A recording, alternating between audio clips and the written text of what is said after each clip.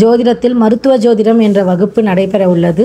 June மாதம் 20ஆம் தேதி 8 மணி முதல் 9 மணி வரை இரவு. வெறும் 1800 ரூபாய் கட்டணத்திலேயே நீங்கள் ஜோதிடம் கற்றுக்கொள்ள வேண்டுமா? இப்போதே ஸ்கிரீனில் இருக்கும் நம்பரை தொடர்பு கொள்ளுங்கள். நன்றி.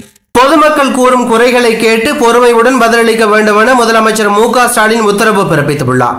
முதலமைச்சர் மு.க. ஸ்டாலின் தலைமையில் திமுக மாவட்ட செயலாளர்கள், சட்டமன்ற, நாடாளுமன்ற உறுப்பினர்கள் கூட்டம் நடைபெற்று முடிந்தது. அதில் உரையாற்றிய தமிழக முதலமைச்சர் மு.க. ஸ்டாலின், பொதுமக்கள் கூறும் குறைகளை கேட்டு பொறுமையுடன் பதிலளிக்க வேண்டும். ஒவ்வொரு வாக்குச்சாவடியிலும் 30% புது வாக்காளர்களை கண்டிப்பாக சேர்க்க வேண்டும். பொதுமக்களிடம் நமது திட்டங்களை பொறுமையாக விளக்கி உறுப்பினர்களாக சேர்க்க வேண்டும். கடமைக்கு உறுப்பினர்களை சேர்க்க வேண்டாம். 30% புது வாக்காளர்கள் கண்டிப்பாக இடம்பெற வேண்டும் என்று அவர் கூறியுள்ளது தற்போது அரசியல் வட்டாரத்தில் பெரும் பரபரப்பை ஏற்படுத்தி உள்ளது.